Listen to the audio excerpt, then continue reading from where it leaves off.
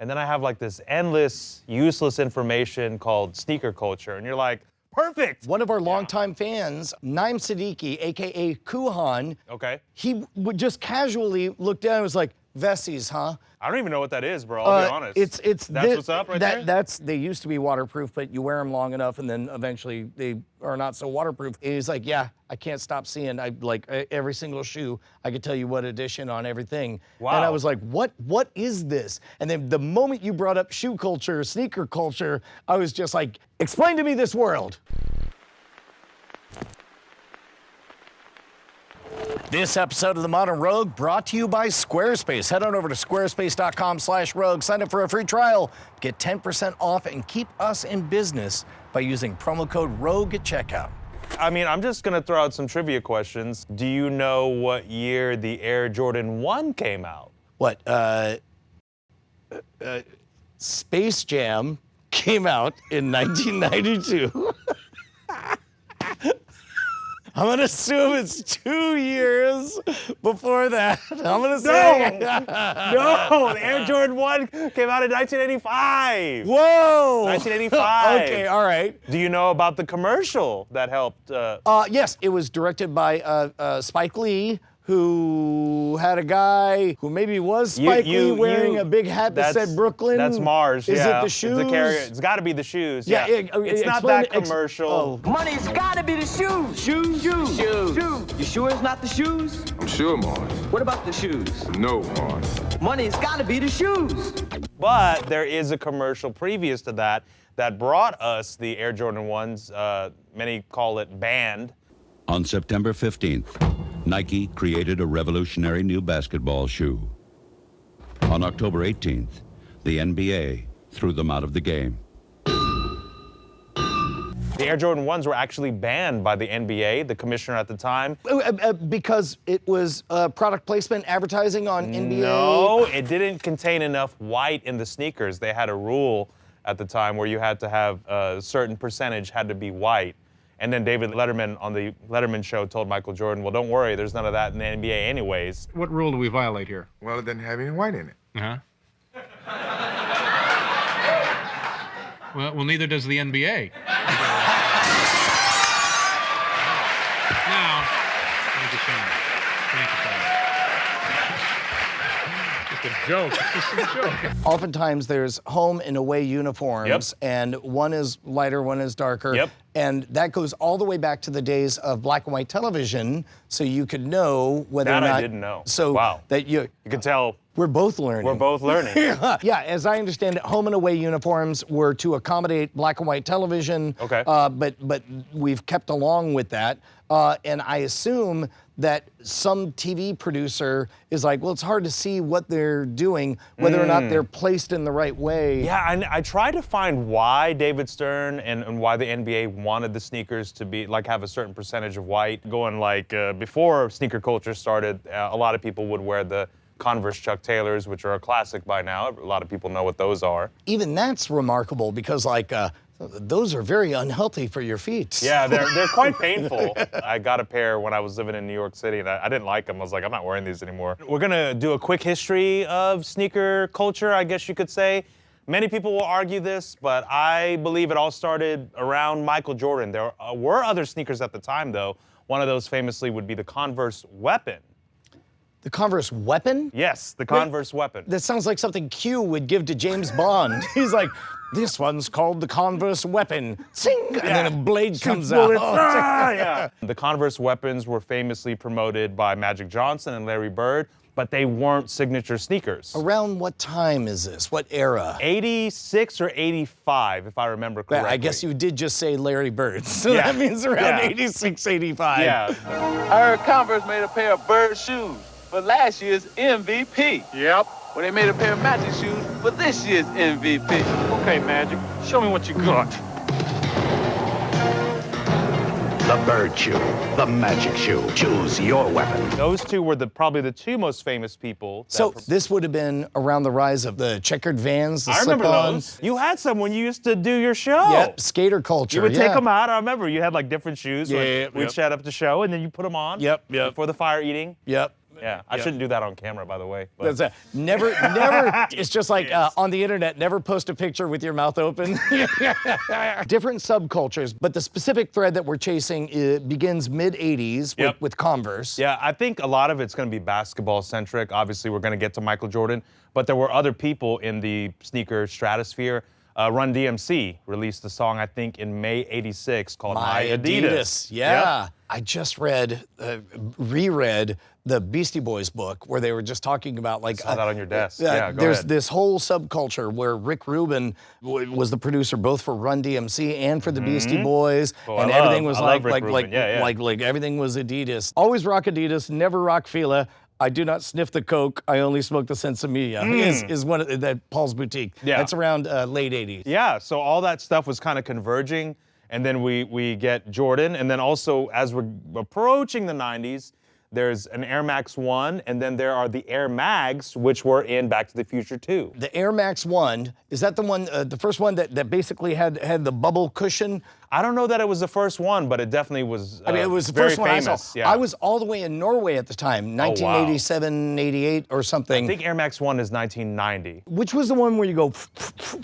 That was Reebok. There was a couple. Reebok had the pump. Yeah. Yep, with the little basketball thing on the front. Right, but the Nike Airs would have that incredible slow motion visual of imagine running on Man, you're air. making me pull out like stuff that I don't even realize I remembered. Nike had one that had this weird banana clip thing. They were trying to go one-on-one with the pump because the pump was like really popular. Oh wait, you would go attach it to the shoe. Yeah.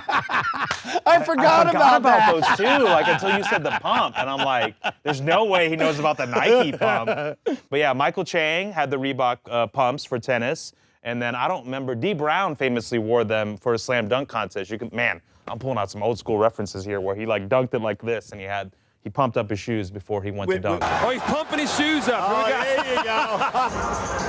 Oh my, turn it out. The no-look dunk. The best thing from a marketing position would be to get people to accuse him of cheating by having magical bouncy shoes. Oh, yeah. And then everyone's like, oh, that's terrible. How could I get those magical bouncy shoes? Right. Well, that was the weird thing is that, and it all kind of comes together with marketing. Like Nike actually paid the fines because he got fined for wearing those Air Jordan 1s. Just again and again and again. Yeah, and he's like, just bill it to my guys. Nike will take care of that. So eventually we get to the Air Jordan 3. So trivia time.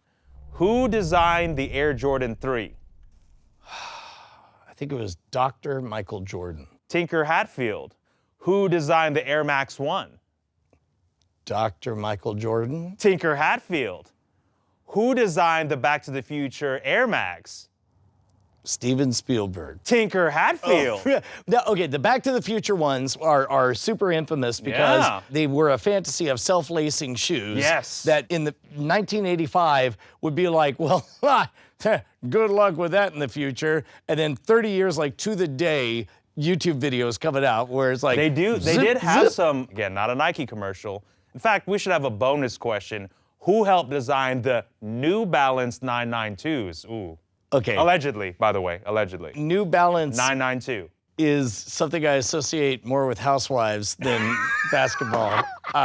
Excuse me, those are for middle-aged white guys. New Balance 992. Who helped design them? This is a good one. Allegedly. Barack Obama. Steve Jobs. No. Allegedly. He was a big fan of the 991s.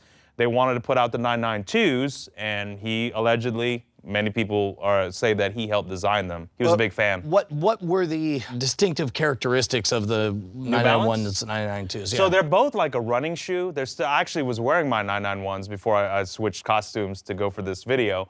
But they're like a 1990s running shoe. Got it. So they compensate for your natural gait and that's the idea. Something you did naturally that really surprised me that also I guess people in the sneaker culture automatically do.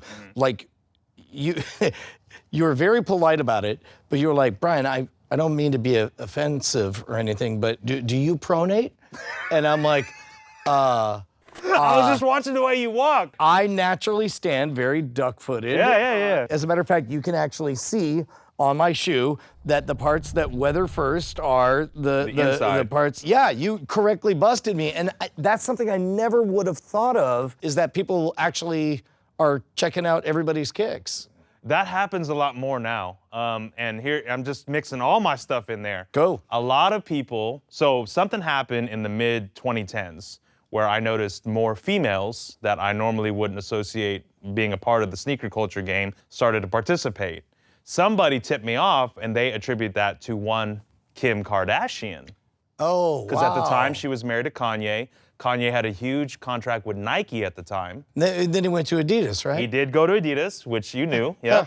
How did that work out? I think he's no longer a part of that. But anyhow, I'm gonna do some lingo. Do you know what a beater is? I would assume just a crap shoe that you wear when nobody's looking. like a beater car. That's about right. I would say that's pretty nail on. Like a lot of times you know it's gonna get damaged. Maybe you have good running shoes, but you're not out running, you're just painting the house. Right. And you don't mind if they're You don't want your up. fresh kicks, your Right. cool stuff to get beat up, so you put on beaters. Well, what was the rhyming thing? It's like you buy two pairs, one to rock, one to stock. Is that right? You know, it's funny you're bringing that up because this was another weird thing that I learned when I lived in New York City. This is real. I was getting some Air Jordan 4s, also designed by Tinker Hatfield, and I was super excited. And the guy tells me, he's like, yeah, I really like these. You look good with them, blah, blah, blah. And he's like telling me his collection. And I go, what do you do with all those? Because he had like a bunch. And he goes, oh, dude, I just put them in my closet. I open them up, I smell them, and then I close it up and I put it away. He never wears them.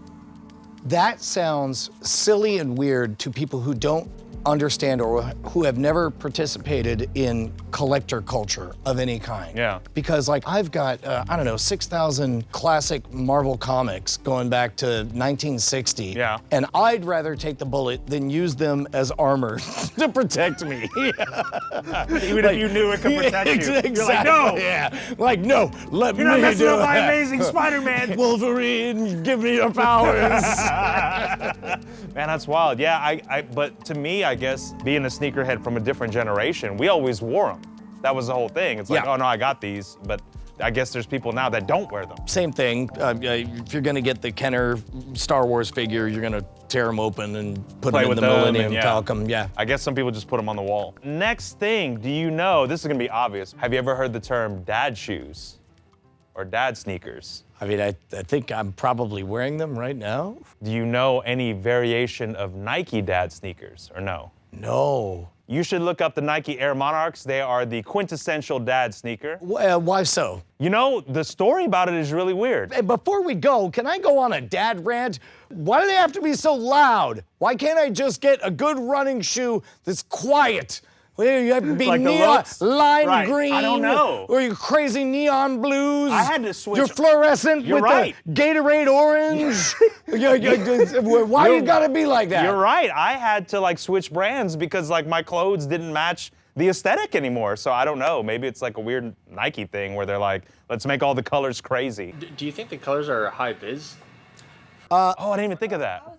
Yeah. Tell me about these dad shoes. Nike Air Monarchs are the many believe to be the quintessential dad shoe. The really funny thing is the guy that helped design them, one of the main designers, it was like his first day at Nike.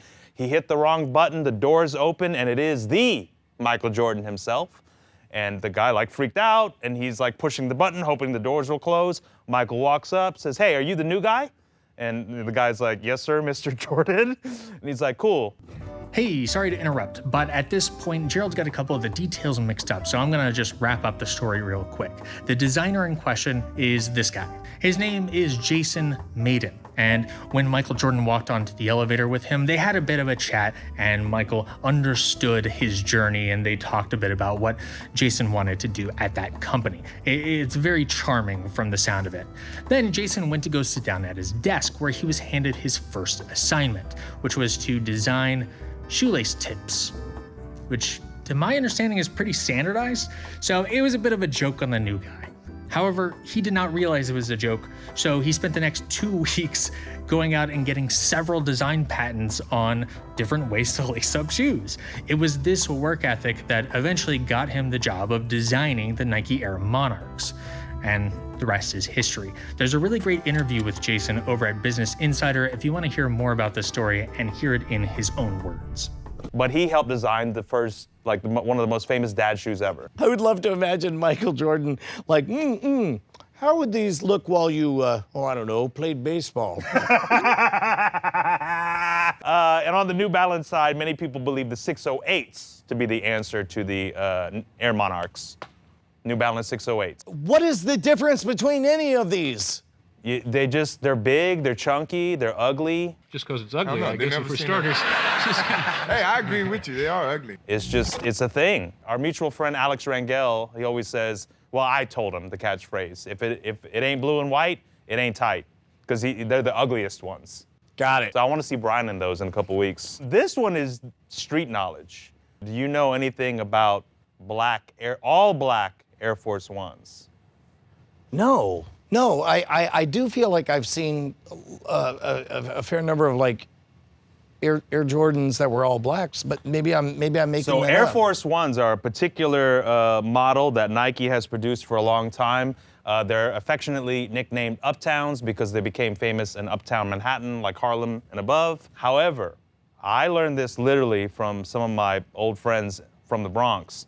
If you wear all black Air Force Ones, there's only 2 things you could be. A scumbag, like a legit scumbag, or as MF Doom has a song, So Fucking. That's enough? MF Doom plus Danger Mouse, and I know the album. Why? I don't know. Somebody told me this, and I was like, is that real? And so I started like looking around. I'm like, yo, that dude's got all black Air Force Ones, and he would do something real scumbag-ish. We're getting deeper, and then I'm gonna get into some scammy stuff that you can get into. Okay. Do you know what friends and family is?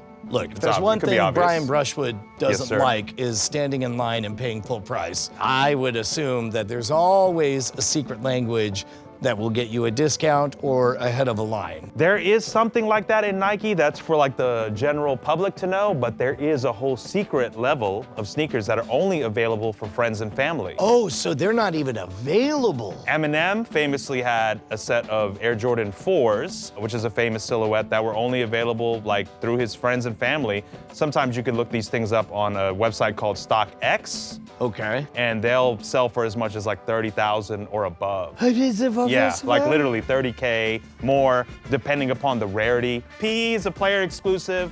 Those are only available to NBA players. Like literally to that that's player. brilliant. Right, yeah. And you might see them and like, yo, those are tight. And then you'll find out, digging around, player exclusive. That's interesting. Like when you're printing a book, it costs a lot of money to print just one book because you have to set everything up. But once you hit the go button, it's like you might as well just keep on going for tens of thousands of books. However, shoes still have to be individually hand manipulated. Yep. So it makes a little bit more sense to make just a few for a very exclusive set of people who are going to be wearing them in front of millions and millions and millions of Yeah, in people. the stadium, and then you'll see it on TV. Yeah. I remember LeBron had some really cool player exclusives. And then the really weird thing about LeBron during that season, he wasn't even wearing his main sneaker. And I don't know if like Nike got mad, but it was funny for me that I was like, he's wearing like his C sneaker, but like a limited edition that you couldn't get anywhere. I'm like, what's that about? I just realized there must be like sneaker Twitter. There's gotta be. I never got that deep because I'm an old school sneakerhead, but Yeah. I think there is. I think you're right. Give me some of the most surprising things I should know about sneaker culture. So there's a whole world of like sneaker replicas that I didn't learn about. Oh, rip-offs! Yes. Of course! But the good ones, bro. I literally didn't know. And then there were like a couple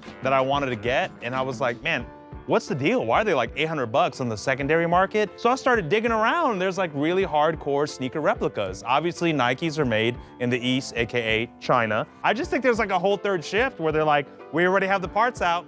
F them. Let's keep making them. Wait, so this is like the Kirkland's Best version of Nike, where it's like as good as the original. They like look legit. They even often come in the box, the same box. Everything looks exactly like what you would get from Nike. Great value and people, Nike. Yeah, and people like review them on YouTube. Is anybody fooled by them? Like, when they show the good ones, like, I can't tell the difference. Like, they might be like a centimeter off. When it's a bad fake, yes, it's obvious. Yeah. I can tell we're coming to the end. Yeah. I just want to clear one thing up. Number one, let's see what kicks you're rocking. Oh, I got, these are Nike Dunks Panda. They're a restock. I'm using very specific language. I don't want anybody to think this is an ad, so I'm gonna say things like, remember when they got busted for using child labor in their sweatshops? Remember, do you know how high the margins are on this stuff? G, you supporting child labor? That's inappropriate, bro. Nike, if you would like us to remove this video, just let us know. They gotta send you money, though. Send us money. Or shoes. They're nice shoes. Now, Brian, I know that you're the world champion of YouTube, but I'm the intercontinental champion of YouTube. This is the worker's belt here. And I actually wanted to tell you about my new YouTube channel. See, since a lot of people don't know my ethnicity, I've affectionately called myself Hawaiian Brian. God damn it. And if you don't know... he's neither Hawaiian nor Brian. Now, don't tell them that. They might think I'm Hawaiian. But that's my new YouTube channel. Oh my God, that's amazing. Hawaiian Brian. If you don't know, now you know. Vlogs and, motivation, self-help. This is... For real ones. I know you're holding the belt, but I feel like I won the award. Starscream! It's me! Cobra Commander! Wrong number, bro! I'm the lead singer of AC/DC! Whoops! I just wanted to tell Starscream about how it's easy to set up a beautiful website and get your message out to the world! Ha ha! You've got me thunderstruck! You think I didn't know that? Here, let me three-way! Boop, boop, boop, boop. Starscream here. It's me, Cobra Commander! Starscream, you've changed! I've realized that I have an important message to give the world, and that I was gonna use one of the most effective platforms on the planet to do so. One that didn't require me to design amazing award-winning designs because they already had them. Something that I could customize with CSS, HTML, you name it. Take it from me, the non-licensed character who happens to have the name Starscream. What? Cobra Commander. No, this time it was me, the guy from AC/DC! Go to squarespace.com/rogue. Sign up for a free trial, give it a try. And you can get 10% off and keep the Modern Rogue in business by using promo code ROGUE at checkout. Still off for poker nights? You know it. How do I cancel the three-way? Boop, boop, boop.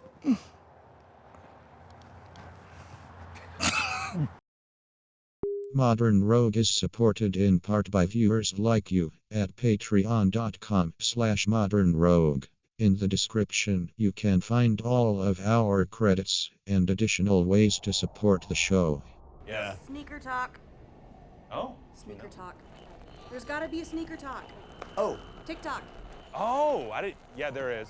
I was about to say, we're literally talking about sneakers. What? This is sneaker talk. That's another one. What are those? That happened in Black Panther when the weird shoes came out. Like if your shit is all fucked up.